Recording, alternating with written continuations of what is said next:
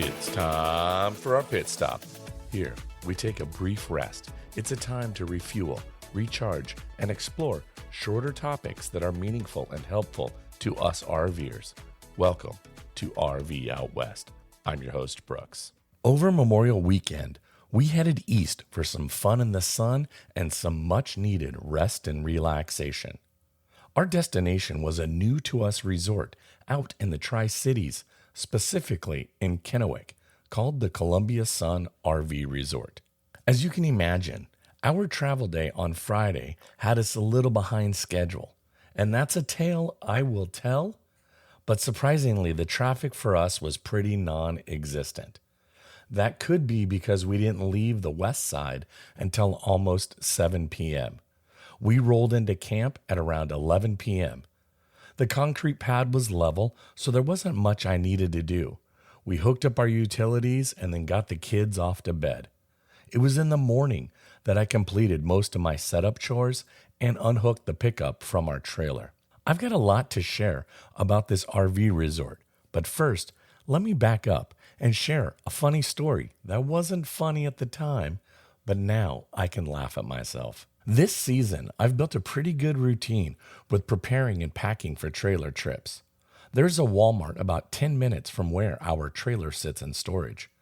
Wednesday nights before a trip, I place an order online for pickup on that Friday after I know I've got the trailer all hooked up. I roll into the spacious parking lot, dial the number, and they bring me my groceries, and I load them straight into the RV pantry and fridge. This past Friday I got there. I called. They couldn't find my number by my name. They wanted my order number, which I got for them, only to have them tell me that indeed my order was ready, but it was at the other Walmart across town.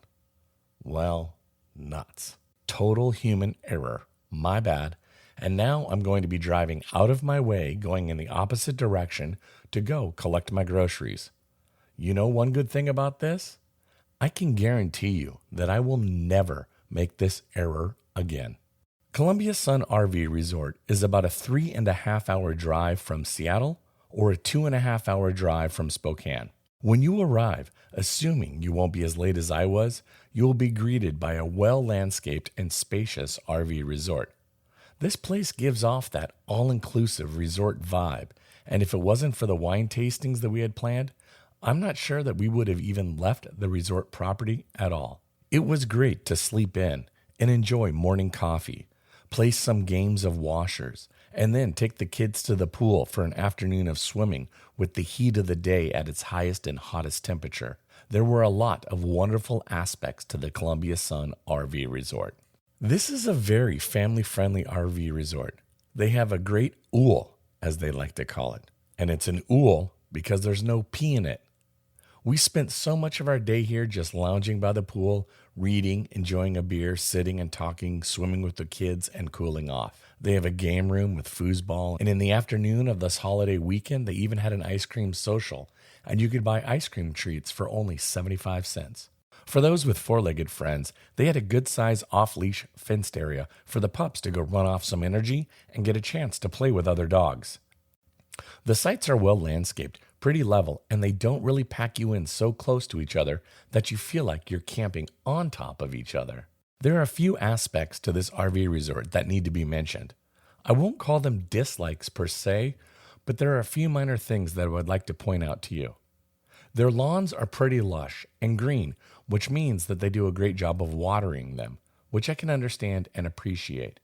But the timing and schedule of the sprinklers, depending on your site number, could mean that the sprinklers will interrupt your campfire evening experiences. For example, we were buddy camping, and while our sprinklers didn't turn on until closer to 1 a.m., our friends' sprinklers turned on at 10:45 p.m., which caught them by surprise and got them pretty soaked their first night there. The only other thing was a lack of planned activities.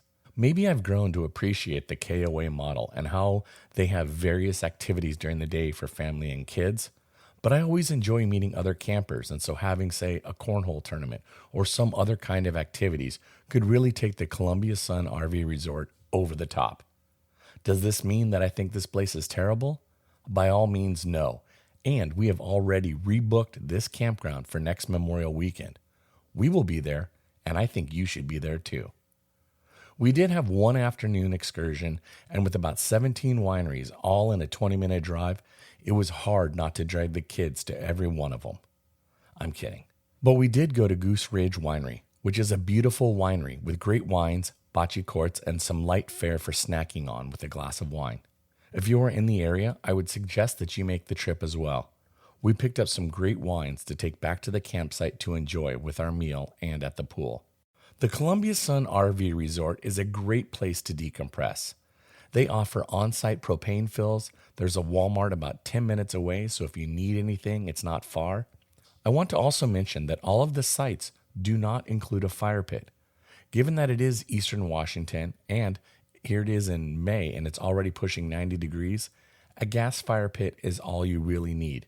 In fact, they don't allow any wood-burning fires from Memorial Weekend on. Even if you have a solo stove, it's a no-no.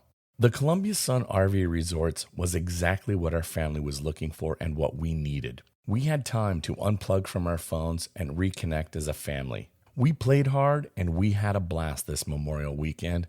I only wish I had one more day. I would like to ask you to please go give the show a review on Apple Podcasts or wherever you listen to RV Out West. It's a simple way for you to support the show, and I sure would appreciate it. Thanks so much for listening to RV Out West. Join us again in 2 weeks with our next episode.